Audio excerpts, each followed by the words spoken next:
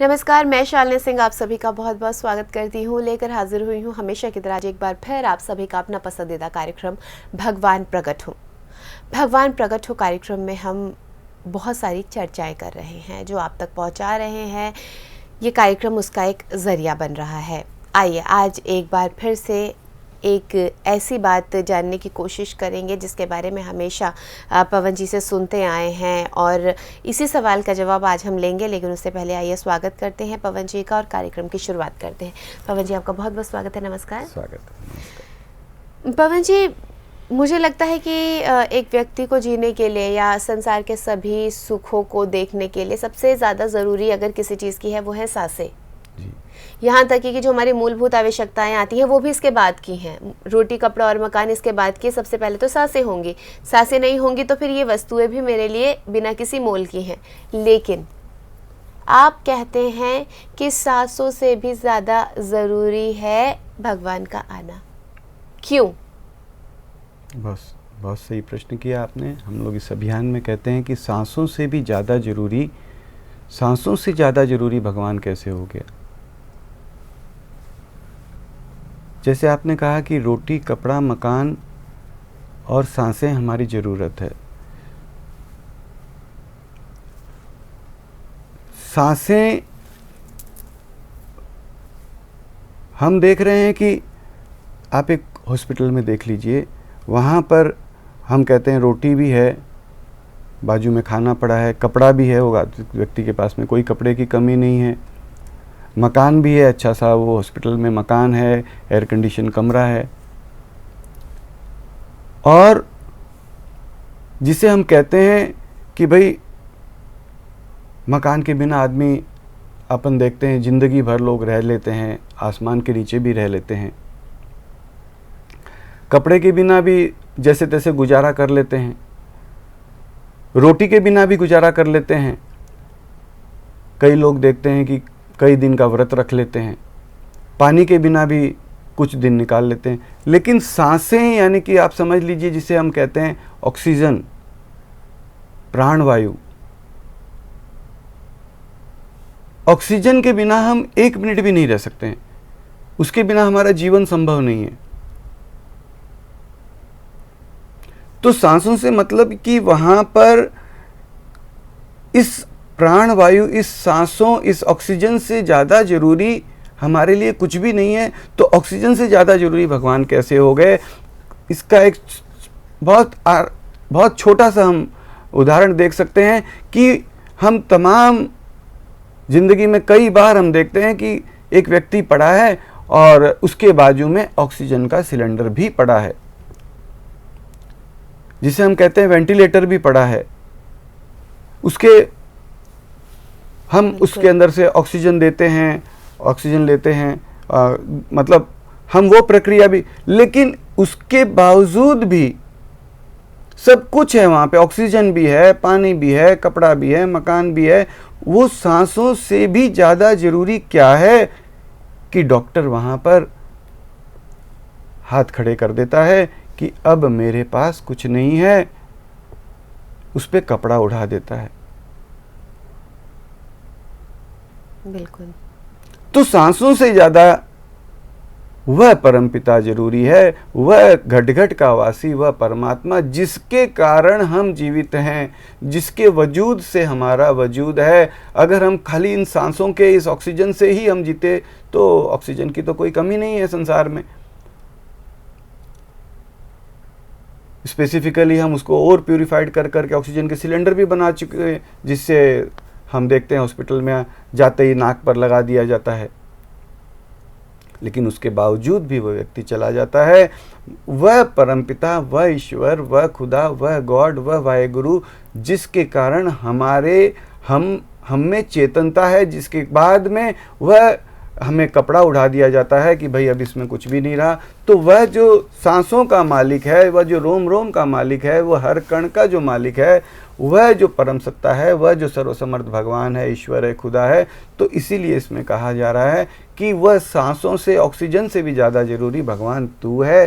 भगवान तू है, और तू चेतन ही नहीं परम चेतन है, और मुझे हर क्षण हर जगह पे देख सुन रहा है, ऐसा हम मानते हैं, हम सभी मानते हैं, और हम ज़रूरत पर पुकारते हैं। तो एक आवाज़ तुझे प्रकट रहने की भी दे रहे हैं, भगवान प्लीज़ तुरंत प्रकट हो, भगवान प्लीज़ तुरंत प्रकट हो। तू ऐसे प्रकट भले ना हो, भले तू प्रकट ऐसे नहीं होगा, हम जानते हैं, लेकिन हम तुझे एक प्रार्थना कर रहे हैं, हम प्रार्थना अवश्य कर सकते हैं, और तू सुनता है, ऐसा सब कहते हैं, और हम स्वयं मानते हैं। उसी आधार पर हम ये प्रार्थना भी करते हैं, भगवान प्लीज़ तुरंत प्रकट हो, तू इन ऑक्सीजन, इन सांसों से भी ज़्यादा जरूरी भगवान तू है, तू प्रकट हो। तू प्रकट हो जाएगा तो ये सांसें भी वास्तव में अनमोल हो जाएगी, जीवन अनमोल हो जाएगा, वरना तो बेकार जी रहे हैं। बिल्कुल। लेकिन पवन जी, अभी भी मेरे मन में एक सवाल है जी। वो सवाल ये है कि मान लीजिए मुझ में सांसें ही नहीं हैं जी, भगवान प्रकट भी हो जाते हैं, तो फिर क्या? जी, बहुत सही आपने कहा कि मुझ में सांसें ही नहीं हैं और भगवान प्रकट हो जाते हैं। देखिए, हम कौन से भगवान के और कौन से ईश्वर की और कौन सी सत्ता की, किसकी चर्चा कर रहे हैं? हम उस सत्ता की चर्चा कर रहे हैं जो हर कुछ का मालिक है। एक जगह हमने लिखा, भगवान तू यमराज का भी बाप है। भगवान, हम सब ये मानते हैं कि भगवान से ऊपर कुछ नहीं है। आत्मा जिसे हम कहते हैं, परमात्मा कहते हैं, हम नहीं जानते आत्मा क्या होती है, लेकिन वह परम पिता तो हर कुछ का पिता है। वह अगर चाह ले तो ये जो सांसें, मैं तो कहूँगा कई बार आपने भी जीवन में सुना होगा कि ऐसी घटनाएं हमें बहुत मुश्किल से रेयरली मिलती है, लेकिन सुनने मिलती है कि भाई उसकी सांसें निकल गई और सब कुछ हो गया, इसके बाद में भी कुछ ऐसी हरकत हुई। हाँ, बिल्कुल सुनने को मिलता है। तो वह शक्ति, वह सत्ता, वह परमपिता, वह ईश्वर, वह खुदा, वह गॉड, वह वाहेगुरु, वह संसार का, जीवन का, कण कण का आधार, जिसके इशारे पर हम ये सभी मानते हैं कि सूरज, चांद, धरती, अनंत नक्षत्र, सारा कुछ, दिन रात, सब कुछ उसके इशारे पर, उसके ताकत से, उसके सामर्थ्य से होता है, उससे बाहर कुछ भी नहीं है। वह, हम कदापि यह नहीं कह सकते कि वह कोई सांसें हैं, वो उससे ऊपर है। तो इस आधार पर अपन एक ये प्रयास, एक उस परम सत्ता से, उस सर्वशक्तिमान से, उस ईश्वर खुदा, उस वाहेगुरु से एक अरदास, एक निवेदन, एक पुकार कर रहे हैं कि भगवान भगवान भगवान, तुझसे बड़ा क्या कहीं कोई तुझसे ज़्यादा ताकतवर हो सकता है?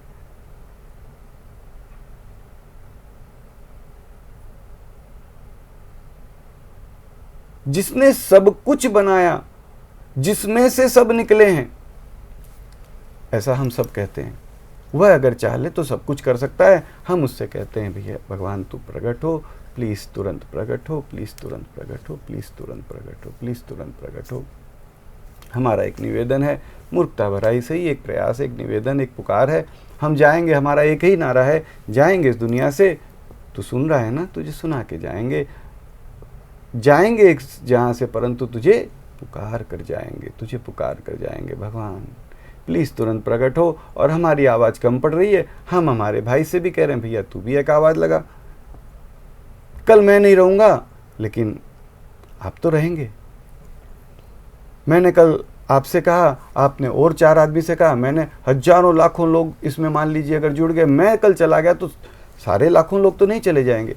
तो भगवान उस परम पिता के कानों में, जो हम सभी मानते हैं कि वो सुनता है, उसके कानों में आवाज़ जाती रहेगी। अगर उसे कभी प्रकट रहने की इच्छा हो गई तो उसका हाथ रोकने वाला कहीं भी कोई भी नहीं है। बिल्कुल। तो यह एक निवेदन है, एक पुकार है।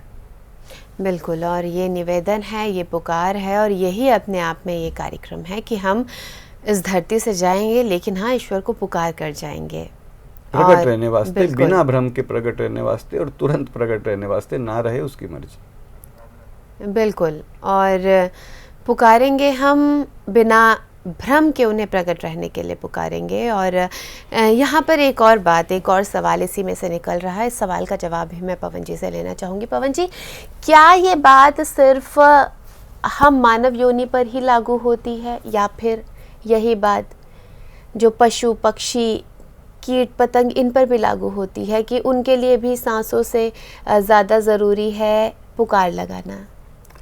देखिए,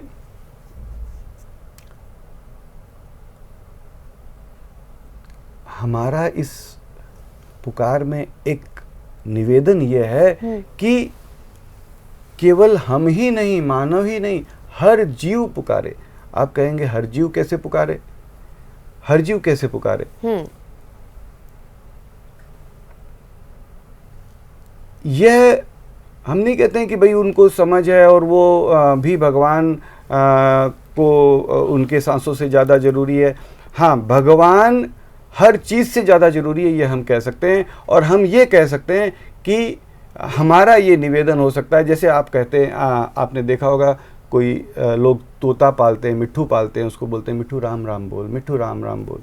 तो वो हमारी बात सुनता है और सुन कर करके उसी प्रकार से कुछ उच्चारण करने का प्रयास करता है। भले राम नहीं एग्जैक्टली कह पाए, चैम चैम ऐसा कुछ भी कहेगा, हम बोलेंगे देखो राम बोला।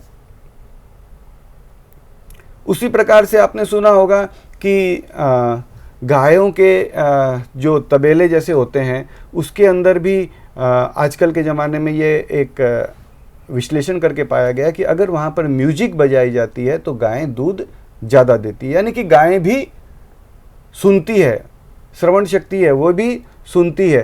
तो और भी आप देखेंगे सपेरा होता है, वो बीन बजाता है, तो बीन बजाता है तो वो बीन को सुन कर करके सांप भी झूमता है।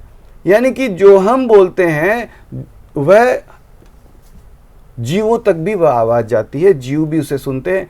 तो इसे एक मूर्खता भरा प्रयास कहिए। इस प्रयास में हमारा ये निवेदन है कि हम अगर सभी पुकारेंगे तो शायद ये जीव भी पुकारेंगे, ये भी सोचेंगे क्या मानव लोग ये क्या कर रहे हैं, भगवान प्रकट हो, माँ बापू प्रकट हो, या जो भी। तो किसी भी तरीके से मान लीजिए, हमारा तो निवेदन ये है कि हर जीव पुकारे, हर कण पुकारे, हर धरती आकाश पुकारे, हम सभी पुकारें। हाँ, हम पुकार पाएँ न पुकार पाएँ, कोई आदमी कोई जीव ना पुकारे वही नहीं भी पुकार, हमारा निवेदन, हमारा प्रयास, हमारा ये है कि हम सभी उसे, हम अपने रचयिता से प्रकट होने वास्ते एक पुकार लगाएं।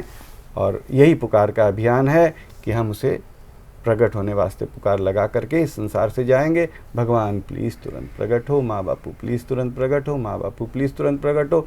हर कण पुकारे और वह परमात्मा, वह ईश्वर, वह खुदा हर कण से हर एक को आनंद देते, हर एक को चुंबन करते, हर एक को लाड करते, हर एक को बिना भ्रम के दिखते, हर एक से बिना भ्रम से बातचीत करते, हर एक को प्रेम प्यार से सहलाते, छाती से चिपकाते, हंसते हंसाते, खेलते नाचते कूदते, बातचीत करते, सदा सदा के लिए पूरा का पूरा प्रकट रहे।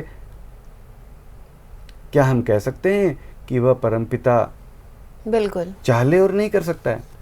बिल्कुल वह कर सकता है। हम उसे प्रकट रहने वास्ते हमारी तरफ से एक झूठा सा, एक मूर्खता भरा, या यूं कहिए प्यार भरा, या जो भी एक निवेदन कर रहे हैं, और करते करते संसार से एक दिन बयान कर लेंगे। जी बिल्कुल। तो चलिए, यहाँ पर आज इस विषय पर हमने चर्चा की और इसी के साथ ही यहाँ पर अपने इस कार्यक्रम को पूर्ण विराम देंगे। लेकिन हाँ, चलते चलते यही कहेंगे कि अगर आपको भी समय मिलता है तो ईश्वर को एक पुकार ज़रूर दीजिएगा। आज के लिए बस इतना ही। आप सबसे यहाँ पर विदा लूँगी, लेकिन उससे पहले बहुत बहुत धन्यवाद करना चाहूँगी पवन जी का। नमस्कार।